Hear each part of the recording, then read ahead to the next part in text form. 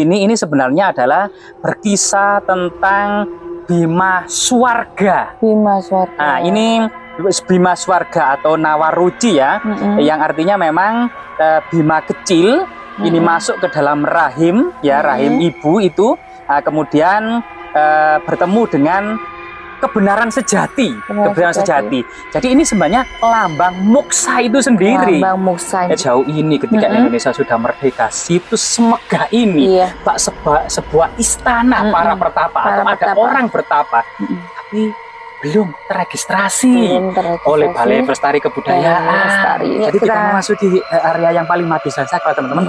Rahayu. Jadi ternyata yang dibungkus kain putih ini sesuatu yang sangat misterius. Ternyata ada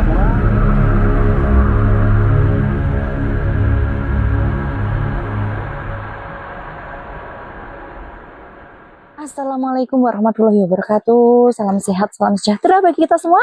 Salam budaya, salam Rahayu, Rahayu, Rahayu. Oke, Kang Ega, kali ini saya diajak kemana nih sama Kang Ega? Sebuah pertapaan yang sangat keramat di lereng Gunung Welirang. Yang diduga memang pertapaan ini sudah ada sejak era kerajaan Majapahit ya. Dimana memang pada masa kerajaan Majapahit, terutama para pensiunan pejabat tinggi kerajaan Majapahit, guna menyempurnakan tahapan hidup catur asrama. Yaitu ketika masa usia anak-anak yang dikenal dengan usia brahmacarin, yaitu mencari ilmu sebanyak-banyaknya. Kemudian tahapan kedua, grihasta, tahapan berumah tangga. Setelah kemudian anak-anak bisa mandiri, tahapan wanaprasta. Yaitu pergi ke hutan untuk bergabung dengan para pertapa. Sampai tahapan yang terakhir yaitu keempat yang dikenal dengan sunyasa, fokus meditasi guna persiapan menjemput moksa. Nah, diduga memang ada semacam jalur kuno ya dari Trowulan, ibu kota kerajaan Majapahit, menuju lereng Gunung Welirang ini yang dikenal dengan Tirta Yatra atau Dharma Yatra. Kemungkinan ini salah satu mungkin ya lokasi pertapaan. Jika kita lihat secara artefaktual, mungkin lokasi ini menduduki 4 fungsi, Mbak. Apa itu, Kang? Yang pertama memang terlihat adalah pemujaan. Terutama Prawata Girinata gitu ya, yaitu puncak gunung, tempat bersemayamnya para leluhur atau termasuk para dewa gitu ya, dewa gunung Prawata Girinata. Yang kedua persajian, karena ini merupakan sesuatu yang sangat lama dan sesuatu yang asli Nusantara. Dan yang keempat asrama para pertapa ya, asrama atau mandala Kadewa Guruan. Dan yang keempat adalah pertapaan. Nah ini, coba kita lihat ya. Salah satu ini sesuatu bangunan yang sangat menarik dan sangat unik. Pak, seperti istana.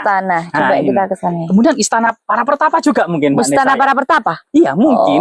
Nanti kita selidiki secara artefaktual, kesejarahannya ada apa saja, termasuk mungkin kisah-kisah legenda dan misteri yang ada di dalamnya. Dan sejarah tentunya yang tidak bisa dilupakan. Iya, luar biasa.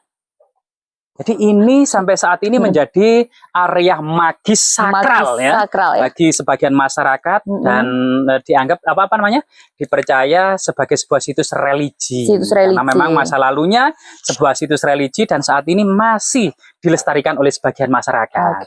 Nah, dari bagian depan kita sudah disambut nih dengan arca-arca peninggalan kuno seperti itu ya. Iya. Nah, bisa disampaikan nih Kang Ega, apa sih yang ada di depan tempat pertapaan ini? Ada beberapa jejak. Yang pertama kiri kanan ini adalah pipih tangga candi dalam sebuah struktur berundak-undak. Jadi kemungkinan ini berundak 3, Mbak Nesa ya.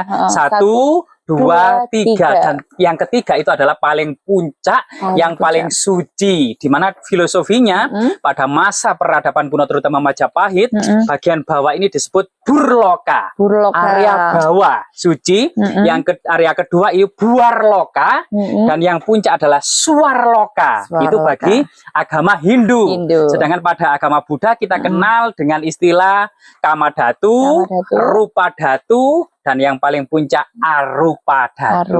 Luar biasa sekali ya. Sejarah ilmu yang kita dapat hari ini ya bersama Kang Ega. kita menuju ke bagian dalam kan? Ada beberapa filosofi yang mungkin filosofi. Ya di ini ya ada beberapa simbol-simbol seperti ini ya. Betul. Nah, terutama ini Mbak ya. Batu ini banyak simbolnya.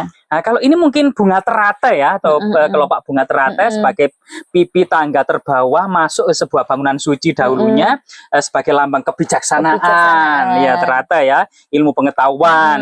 Nah, sini ada lambang yang unik. Seperti apa tapal kuda gitu ya. Tapal kuda itu. Atau mungkin sebenarnya dari sini. Jadi di sini Mbak ya mungkin apa ya? Bisa lihat. Iya lebih mungkin di zoom kamera. Nah, jadi di sini ada kosmologi, makrokosmos gitu ya. Dan ini ada mikrokosmos. Jadi di sini ini sebenarnya adalah berkisah tentang Bima Swarga. Bima Swarga. Nah, ini Bima Swarga atau Nawaruci ya, yang artinya memang Bima kecil ini masuk ke dalam rahim ya, rahim ibu itu, kemudian bertemu dengan kebenaran sejati, kebenaran sejati. Jadi ini sebenarnya lambang moksa itu sendiri. Lambang moksa. Jadi moksa sendiri. Jadi ceritanya itu adalah Bima. Itu kemudian Bima Swarga itu akan mengantarkan dengan perantara Tirta Amerta itu untuk membantu manusia menuju kemoksaan. Nah itu mungkin memang ini area yang sangat suci ya. Itu juga ada bunga-bungaan mungkin sebagai filosofinya alam surgawi ya. Nah, Kang Ega di sini nampak seperti batu bata era kuno. Ini batu batanya terlihat besar, lebar. Ini seperti ciri khas dari peninggalan kerajaan era-era Majapahit seperti itu ya. Iya. Kemungkinan ini memang batu bata atau balok-balok batu candi sebenarnya ya. Nah, ini sangat misterius. Ini ciri khas yang bisa kita temui ya. Iya, kita menggunakan metode korelasi ya. Jadi situs-situs semacam struktur bundaran berundak, altar pemujaan bagian atas, ini memang sangat berkembang pesat pada masa kerajaan Majapahit yang berpusat ibu kotanya di Trowulan dan Gunung Anjasmara yang ada di selatan dari ibu kota Trowulan termasuk Anjasmara, Welirang, Arjuna dan Penanggungan selama era kerajaan Majapahit tak ubahnya sebagai akademi. Para resi, para pertapa, agama Hindu, Buddha, kabuyutan itu hidup rukun dalam satu gunung dengan berbagai macam situs-situs pemujaan, persajian, pertapaan maupun asrama kadewa guruan. Nah iya, mungkin teman-teman penasaran sebenarnya di dalamnya seperti apa gitu ya. Oh iya, center kita naik dulu ya. Lepas alas kakinya di sini. Iya, bisa di sana atau bisa di sini. Iya, kita masuk area suci. Rahayu. Ya. Nah, jadi ternyata memang ini diduga memang sebuah struktur percandian ya pada masa kerajaan Majapahit ya Mbak Nesa ya. Iya. Dan saat ini masih diuri-uri oleh sebagian warga atau masyarakat sebagai situs religi, situs budaya gitu ya. Dan ya tapi sangat disayangkan. Kenapa itu? Sampai sejauh ini ketika Indonesia sudah merdeka, situs semegah ini sebuah istana para pertapa atau ada orang bertapa, tapi belum terregistrasi oleh Balai Pelestari Kebudayaan. Belum pernah diekskavasi secara integral, komprehensif dan profesional. Apalagi direstorasi. Bagaimana kemudian bentuk pada masa lalunya dan kajian historisnya juga. Tentunya ini hal-hal yang perlu juga menjadi evaluasi bagi kita semuanya. Iya. Jadi kita memasuki area yang paling magis dan sakral teman-teman. Rahayu. Monggo Pak, silakan dulu di area puncak ini ya. Jadi kita coba ritual sebentar. Rahayu. Wong wilaheng sekaring jagat bawana lang sekaring kacang sekaring mayang mbah putunipun sowan Mbah.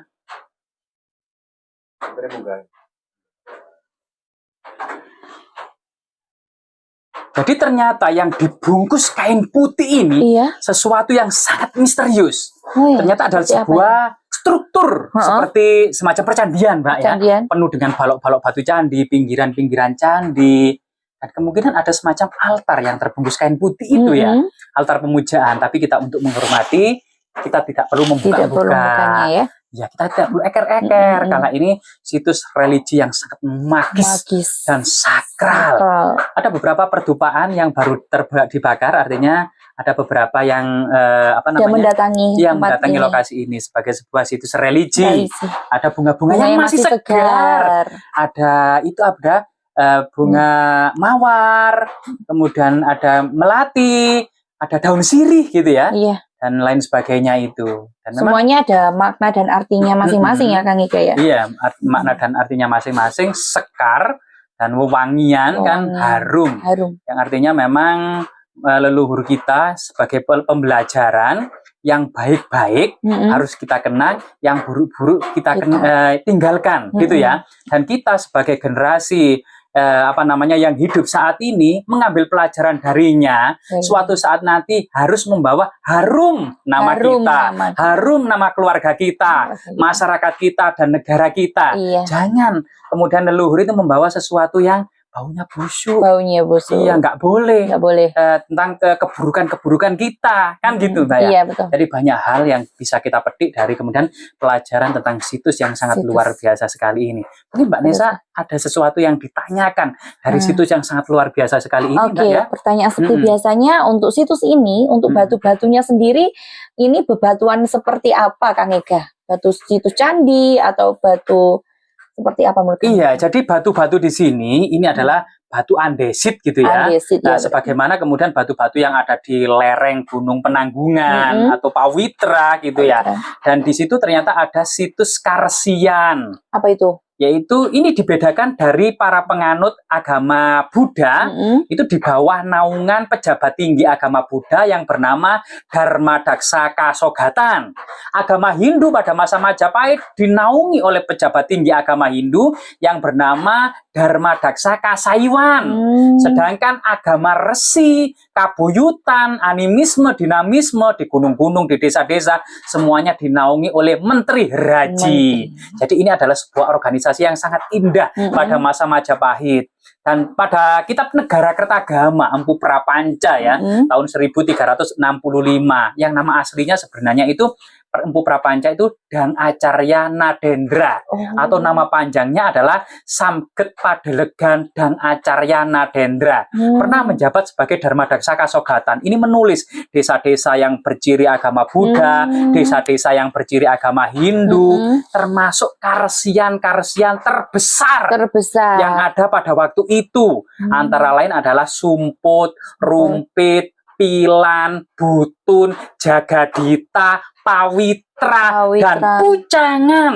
Nah, ini adalah lokasi-lokasi Karsian terbesar pada waktu itu. Diduga kemungkinan Putuk Puyang yang saat ini kita tempati ini merupakan salah satu jejak-jejak Karsian pada masa kerajaan Majapahit, karena kita akan mendapati di lokasi yang sangat luas ini kita tidak mendapati panteon agama Buddha maupun agama Hindu, Linggayoni, misalnya Arca Dewi Parwati, Ganesha, kita tidak mendapati. Sebagaimana kebanyakan situs-situs yang ada di lereng Gunung Penanggungan, yang artinya situs-situs ini adalah situs-situs Karsian. Resi sendiri secara pengertian merupakan orang yang memiliki kebijaksanaan dan ilmu yang sangat tinggi. Iya. Iya, ini yang ada di sini nih makam siapa ini, Kang Ega? Jadi sebenarnya dari segi pondasi sebenarnya adalah struktur candi atau struktur punden berundak, dan ada altar di bagian puncak. Kemudian pada masa-masa berikutnya memang seiring dengan perkembangan Islam, bisa jadi terutama pada masa Sultan Agung gitu ya, sejak tahun 1624 menaklukkan Jawa Timur, banyak kemudian situs-situs yang dahulunya Hindu-Buddha menjadi makam para pendakwa Islam. Iya, atau mungkin dari makam leluhur Majapahit, atau juga makam para resi. Jadi ini salah satunya ya. Ini salah satunya yang kemudian masyarakat sampai saat ini memberikan nama Eyang Wada. Nah, dari segi nama beliau ini, mohon Kang Eka jelaskan kepada kita nih. Siapa Eyang Wada ini? Dari segi nama memang belum mungkin masuk ranah agama Islam gitu ya. Dan dari segi artefaktual ini memang benar-benar struktur percandian pada masa kerajaan Majapahit. Kemungkinan Eyang Wada sendiri itu bisa jadi adalah seorang resi. Adalah seorang resi. Nah, iya itu. Atau di sini adalah hanya petilasan saja untuk mengenang seorang resi tersebut. Nah, ya.